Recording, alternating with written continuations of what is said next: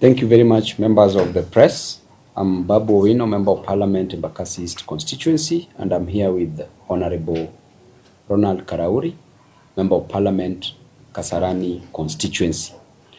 Today we are here to respond to the unfortunate statements made by the Cabinet Secretary, Lands, that is Madam Alice Wahome. And I want to say that the statements by the CS, by the Cabinet Secretary Alice Wahome, that the judgment of the Environment and the Land Court is final in light of a pending notice of appeal in the Court of Appeal and a further record of appeal filed in the Court of Appeal, is not only demeaning, utterly embarrassing, lacks substance, and is a total insult to the intelligence of the people of Kenya. To be precise, the people of Embakasi East constituency and the people of Kasarani constituency. And it is very unfortunate for such statements to come from the mouth of an advocate, an alleged advocate. And I want to say that, going by the doctrine of lis pendens, it is clear that when a matter is before a court of law, then the status quo must always remain.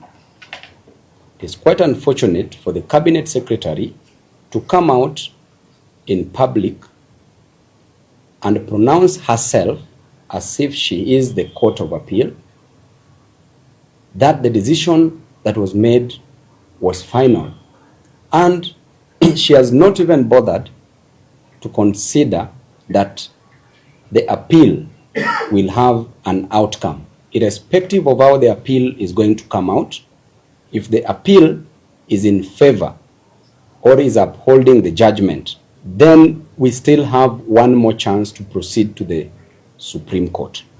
But if the appeal is in the favor of the residents, in our favor, then we will be prejudiced if at all eviction has taken place, if at all people have been evicted and demolition has taken place. And I want to advise the Cabinet Secretary, Alice Wahome,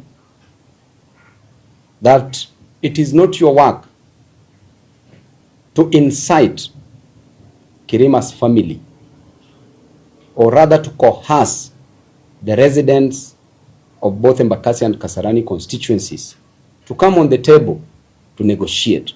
They can never negotiate under duress. They can never negotiate when there is undue influence. They can only negotiate if their right state of mind is clear.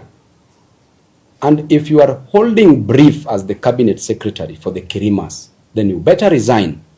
You come to court, because that is where things are as we speak.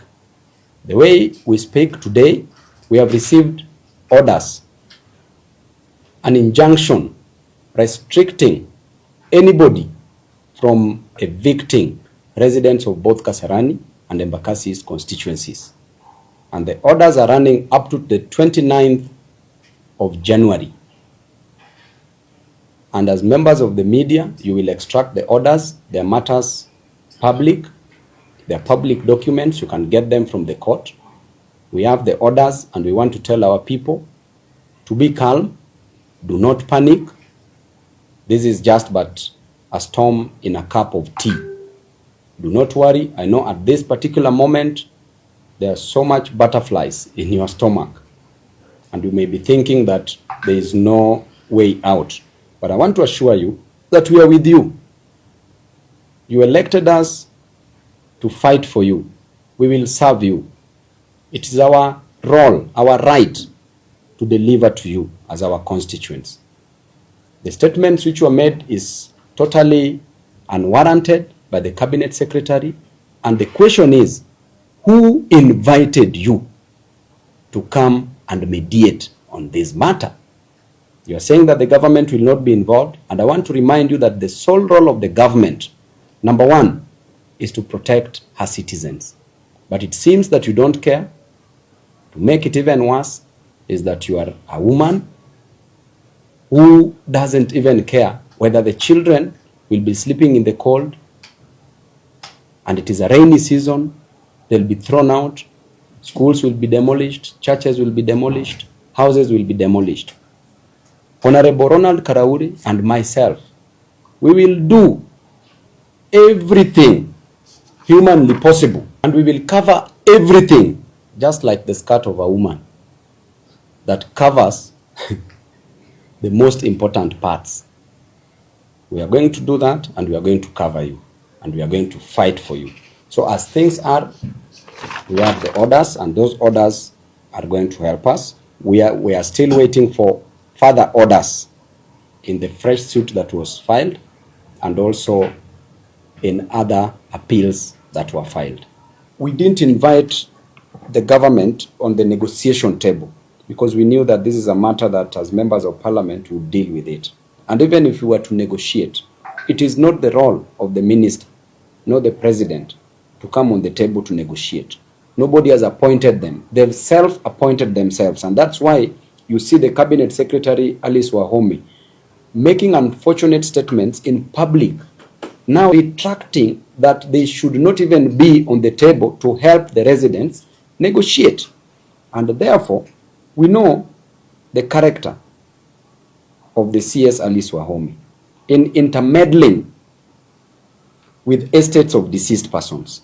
There's a case of Mbiu Koinange that she was adversely mentioned because she was the advocate in record when an amount of 284 million Kenya shillings disappeared from the estate's accounts. And this case, even during our interview, it came up. We know the case was being followed by EACC. So when it comes to issues, negotiations, we will tell our residents the right time if we are to negotiate. Right now, we are trying to find out who is the rightful owner of the property, of the land in question.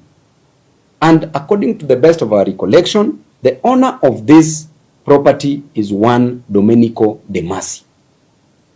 And the children are here, Bernardo De Masi, and is being intimidated already by the DCI, and we want to warn the DCI to keep off this issue, because we know that there are certain goodies that are being dangled for different members of the society, both within the executive and also in other arms of government.